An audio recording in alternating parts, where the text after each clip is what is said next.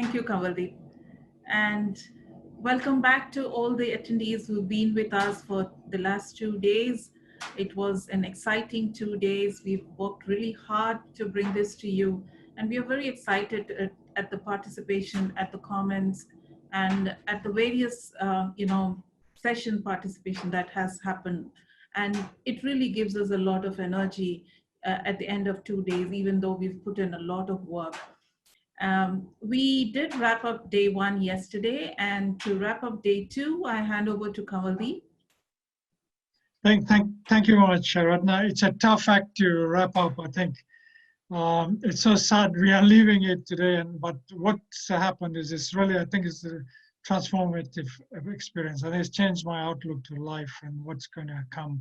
I'm sure you're all in the same boat with us. Now I'll have the privilege of sharing my insights into it. Thank you.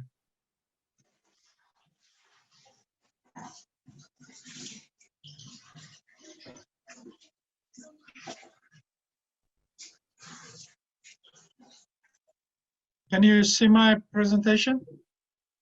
Yes. Yes, we can.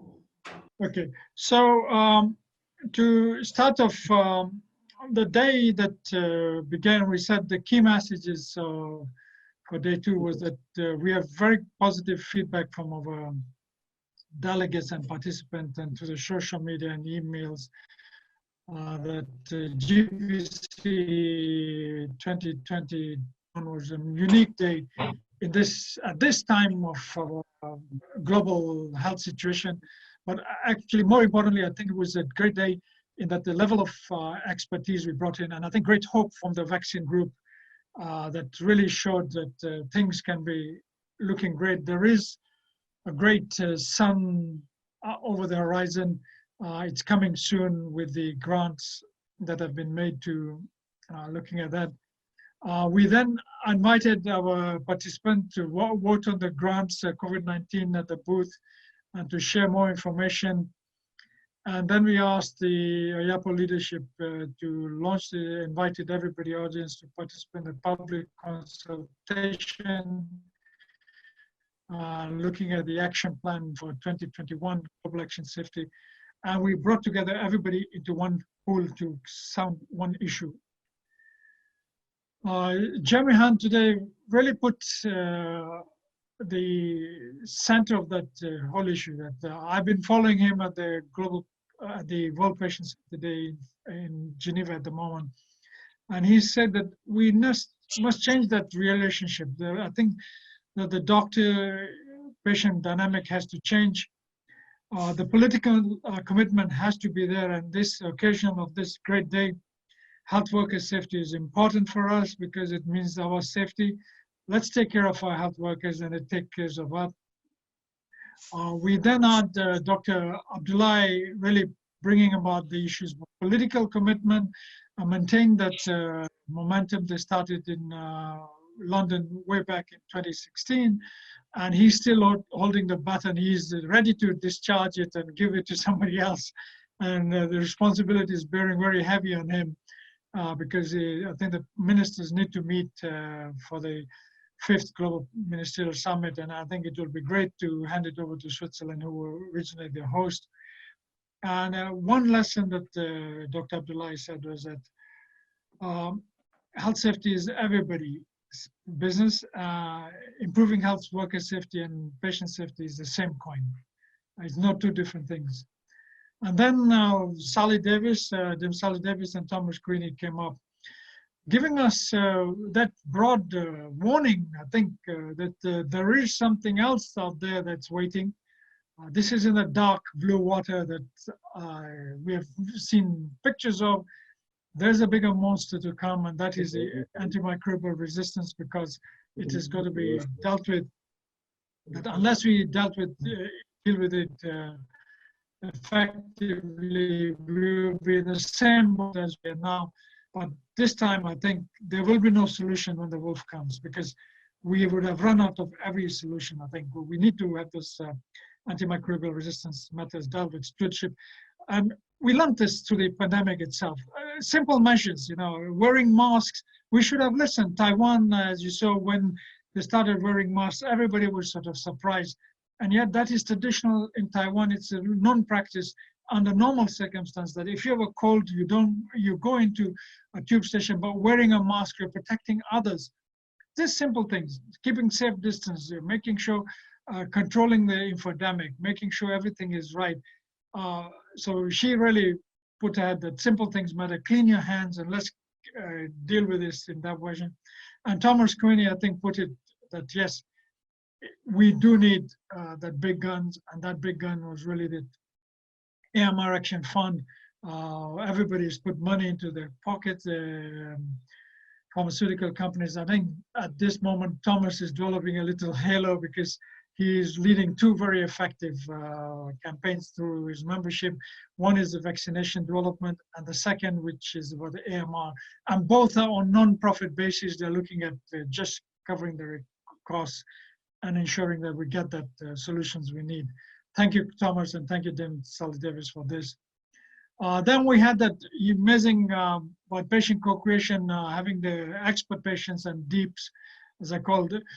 Their time has now come. I said every country should have a deep who has access to the health system policymakers and also to the ministerial.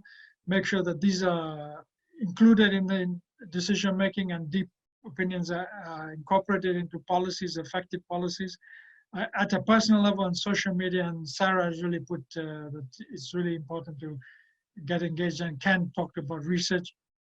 And then key messages, I think, was again very BD, that safety flows through me. I love the slogan. I'm going to take carriage with me because I think it gives me responsibility now that it is part and parcel of my DNA now, that we must look at everything from center to left and make sure that the health technology we use is there to help us guide through this journey, make sure we deal with the associated infections, AMR, sepsis, prevent those errors, and ensure we rely on this. BD's campaign, Safety Flows Through Me, is amazing collection of patient advocates who've come through with every type of scenario you can think of. Do look out for their videos and watch them. And but they left the ball back in our hand as well. We have to take ownership. Patients have to take ownership. We are like those big elephants that shape our health ecosystem ecology. We have the opportunity now to shape the health systems and our health ecosystems. Then we went into looking at AMR sepsis risk, and we had amazing insights from Dr. Conrad Ranad, and then Dan Juma coming from the community side, and Bruce, who's tirelessly working on this now from the industry perspective. I think he's really powerful in this field. He's trying to bring everybody together, creating the first membership committee of patients who will deal with AMR. They're bringing everybody in and including them in. Very important for us to follow that wave. So he's creating that pathway for us to join in. And Dr. Neda was really taken AMR to heart. I think she has really pushed this agenda, and I think she's really driven and shaped this Congress. And thank you very much for this. I think this introduction and insight and planning. Then we went to the whole holistic care, and I'm so glad of Neelam. You can imagine Neelam sitting in this cafe and talking to us, and she's got like 15 minutes to run to the next session when a global patient congress starts, and the IT solutions pouring issues happening left, right, and center. She's professional. I think I'm so admired her that first I thought she had been very unlucky that the first patient safety day had been conducted in a circumstance of very short notice, and that the resolution got passed around about May. And by the time it was all incorporated, and she had to run something in September. This time around, we did all the planning and everything was being done immaculately. And guess what? COVID happens. And I think best laid plans of mice and men is ready to, but she came through. I'm going to really sit at kind of sleeves and get that story. I think she can write a book on how to run campaign during COVID and how to get it right, bring everybody. I've been watching her World Patient Safety Day unfold. I mean, I've got it on my left, participating in it while I'm talking to you, and it's a fascinating. Please do look at those recordings when this finishes. And I'm so glad Peter Lackman came and gave us an insight into everything. And Judy really put everything back on the table. That, look, during the COVID, we all went home and started taking care of us. And self-care is back in the agenda. It's up to us to take care of ourselves. Monica put it quite strongly that Bear's commitment to helping patients look at this. Excellent story. Then we went into your party. Again, very important bit. It was excellent to have Dr. Anna chair this session. The duo, Lasse and Thomas, really came through. I think they said what is needed. What is this technical? This patient academies. What drives patient academies? How are they made? What are their role? Not just blank or well, we have a patient academy, or we say this, or we have this or that. But patient academy is a philosophy. It is a theory ingrained into DNA. It's about advocates, patient advocates coming in. It's a systematic understanding of what's going on, research, and then taking that leadership role. And your party fellows have really brought us into it. Then let's be pragmatic. Let's go and look at these new technologies and look at the issue. And collaboration. I think that came through, very important for us. And your party, my hat goes off to you, because I think you've done an excellent job, and we will keep on relying on you, bringing you back in and advising us over the years. I think your time is now right. You're at the pinnacle of this, and we need that leadership. And then we went into the community pharmacists. I think this was two sad notes on this, because one was that this was the fourth emergency service that had little recognition in the earlier stages of the pandemic. You find many people who had no symptoms, but they're just simple headaches, were turning up at the pharmacists, and the pharmacists were, without any PPE, no protection, were taking care of them. And guess what? The net result was a lot of community pharmacists came down with COVID. And Catherine Duggan, she gave her time again. She was in the middle of a great congress herself, and she really came through and said, look, this is what her constituents and members did. And I'm so glad she came up because we insisted that she come, and she really helped us out. Dr. Ananta really then put what was happening in India, 8 billion people, 1.2 billion people. Community pharmacies are the front line of that, and they're still ongoing. It's just not over yet. Case by case load. It's not just about dispensing drugs, it's about hope, dispensing courage, dispensing insight, signposting them, and dispensing life, I think, in one way. So thank you, Dr. Ananta and Dr. Catherine Duggan. And then we came to the regulators. I think both Andrea and Natalie came back very well for us, and they've really given us a roadmap how to get engaged in regulatory affairs. And they are so good at this. I think they really laid out a plan, opened the doors wide open, in fact, removed everything, front wall as well, just walk through now into regulatory work, because they need patients to get it.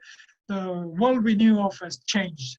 We need patients in there now to bring in fast-track regulatory, make sure it's patient-centric, we get safe medicines on time, we don't have unnecessary bottlenecks, we make sure that access is improved. And I'm so glad I was advancing the slides of Andrea, and I loved it.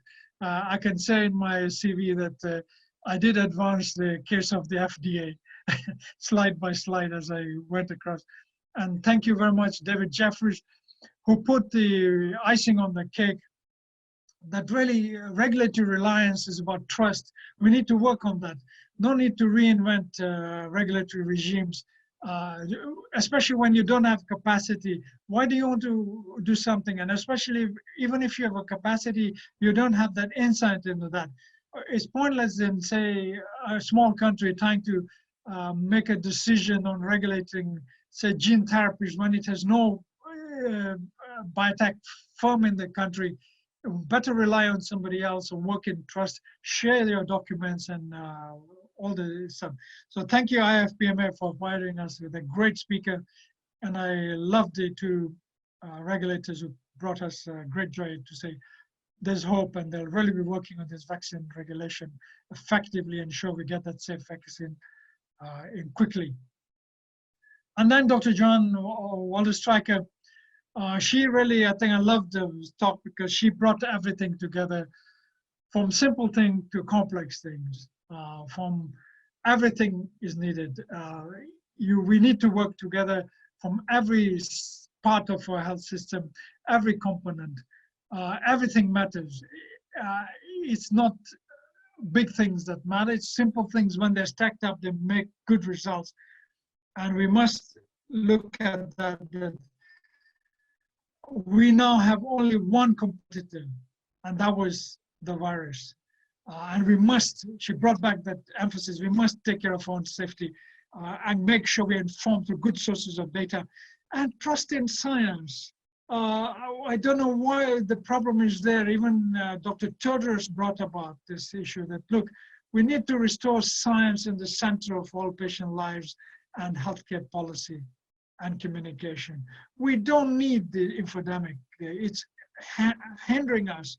Please, please, please take care. This is not a joking matter. This is going to come in and on and is going to live with us for a long time. Let's prepare for the next pandemic and make sure we do that. Trust our scientists. Let's build that trust. And thank you, Dr. John Walter. And my favorite talk of the day, Joe Kutzian. He really said it all. Put that, are we going to pay for all this? And so nicely put that, I think I said to him that I'm so happy that I can now, I'm happy for my taxes to increase. I'm happy to dig deep into my pockets for this because we do need to bring this out. I don't smoke and I don't drink, but I think all the smokers and drinkers will be happy with this custom duties to pay for this. We saw what happened to us and we need to bring that monies back into the health system. He also warned us that there's debt crisis that may come in, and please join us. I think we will have a great uphill task when everything joins in. But let's stick together, let's help each other, and we can get those economics right and through our engagement and make sure we get that right.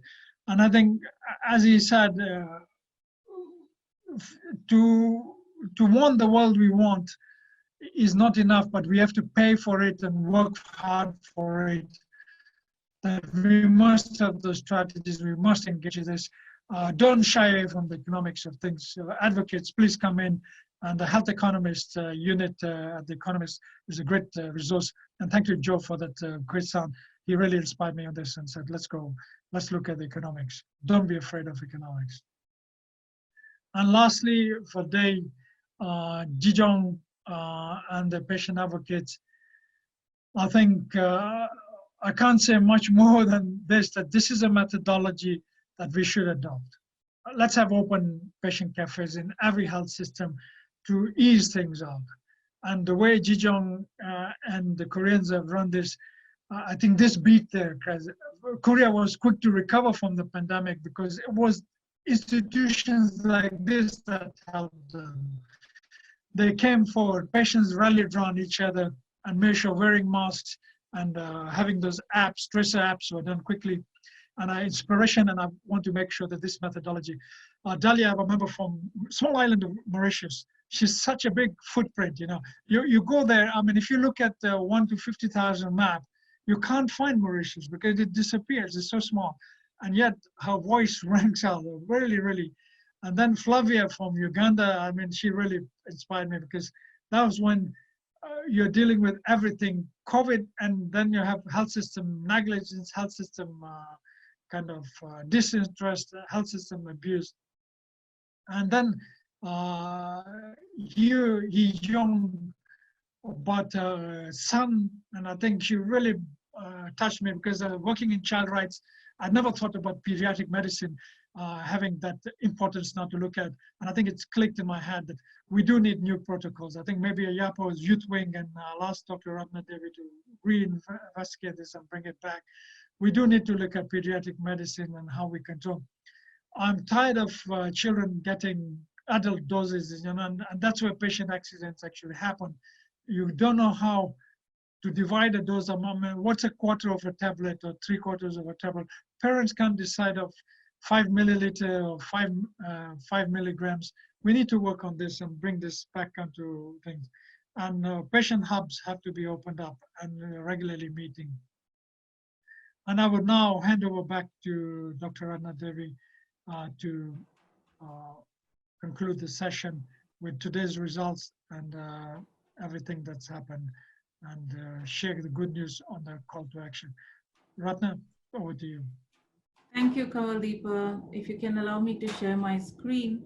And frankly, you left me breathless with the speed at which you wrapped up the day 2. So I will just start by saying that there's nothing that a small group of determined individuals that cannot be achieved. If the people set their eyes on a target and work towards it diligently, everything can be done. And I say this in the context of the circumstances under which I took over as the chair of IAPO. So I took over as chair in August of last year under very trying circumstances when we almost changed half of the board. Very soon after that, we lost one of our board members early on in this year. And we have one more board member who's unwell and is unable to participate. Even then, the board has been persistent. We've had a very strong support from the secretariat, very committed people. And when the COVID came in and it gave us another setback, we just, sort of sat together and said, okay, what can we do? This is a flagship program. We cannot fail our members. We have to deliver. And with that goal in mind, we just sat down and we worked out methods and, we looked at options. And today we are at the end of day 2, having delivered 2 days of program. And it gives me great pride to see the wrap-ups on the 2 days that Kavaldeep has presented us. There are so many key messages. All those key messages can actually be developed into action plans for all stakeholders, not just the patients, but the policymakers, everyone else, the academia, the experts, the industry, everyone that participated has something that they can take away. And each one of us can then jointly work together to see how we can deliver to some of those key messages that we have collected from this Congress. So as I move forward, I would like to just, update the audience on some of the key statistics. We had 1,187 participants or attendees. And this is a deviation from our traditional congresses where we have just a members only kind of a participation. So it's very heartening for us to see people from around the globe who registered for the Congress and showed interest in the events that and the sessions that we had designed for them. These delegates came from 101 countries. We had 64 speakers covering 26 sessions. That's a remarkable feat considering that the online platform or the virtual platform is very tiring, and the usual, the usual way to deliver is to have short sessions that are spread over several days. But we chose to have an action-packed 2 days, and we are very heartened to see that many participants actually went from one session to another and participated the entire 2 days. We had 338 patient groups from 28 countries. And we can, definitely improve on this. But considering that we had a very short, time to really prepare for this virtual event, we are very happy that we had this participation. Of these members, 83 were IAPO members. It's been a huge, steep learning curve for us on how to navigate a virtual platform. And this 2 days of Congress has given us the confidence that in future we can deliver a much better one from the experiences that we have learned from here. We did make two announcements when we opened the Congress. One was the institution of a COVID-19 response fund, and the second one was a call to action.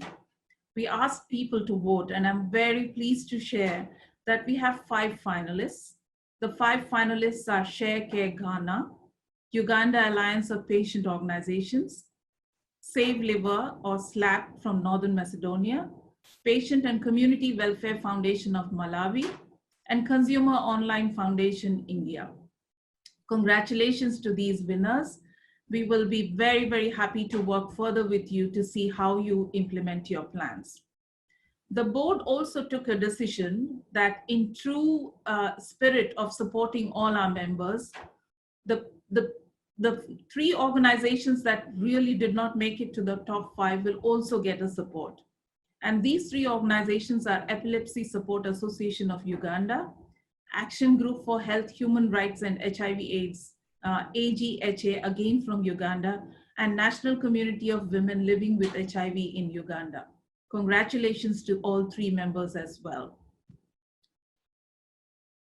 I'm very, very grateful to all our speakers who took the time out to come to our sessions.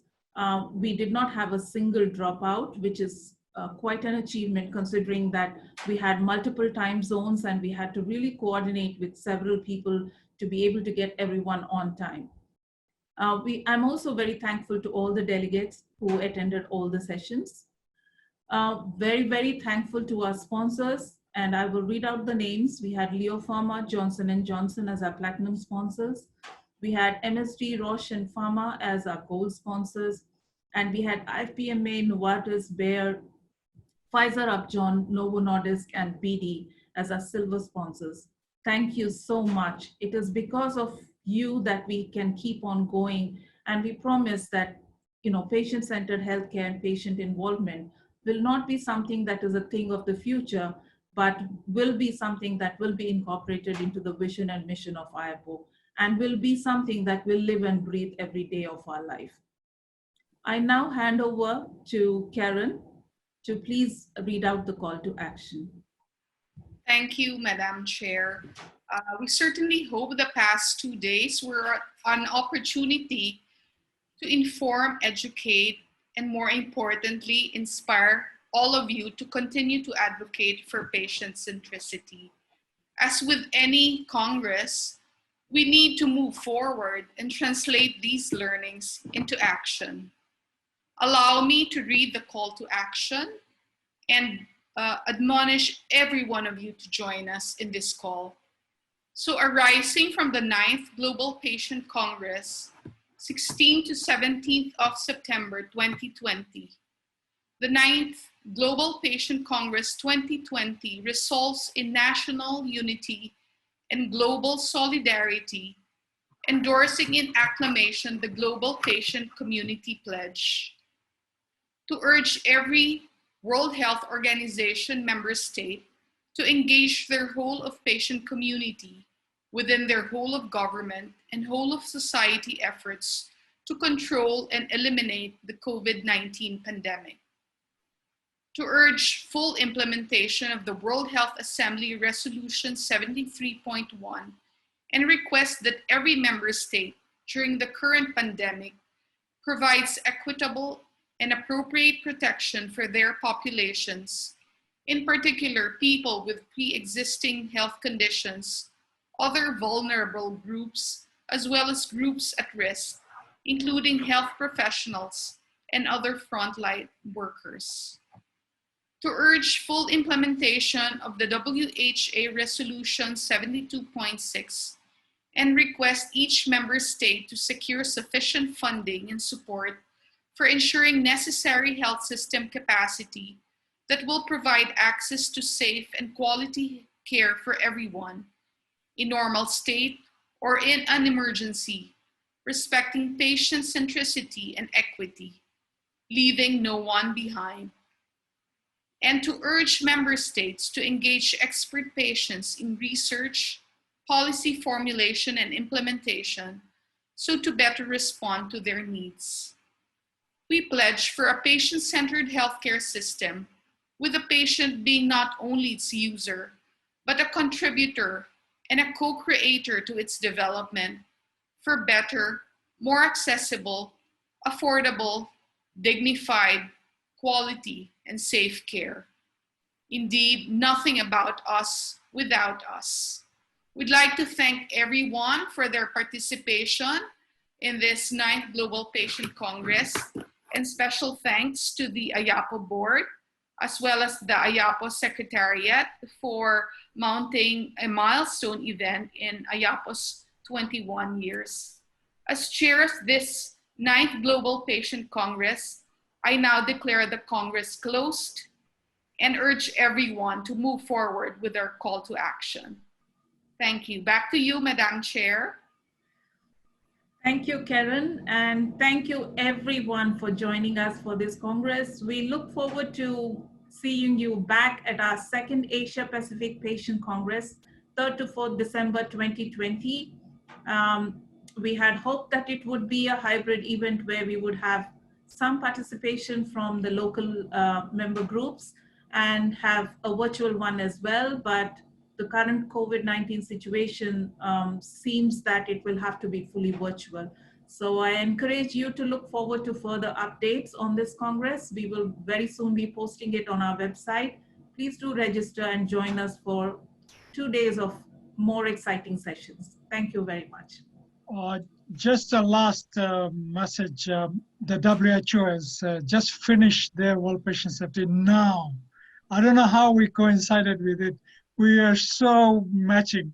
They just switched off now. So thank you very much who have joined that as well. I'm so happy it coincided well. Thank you. Thank you, everyone. Thank you. Thank you. Thank you. Bye. Bye. Bye.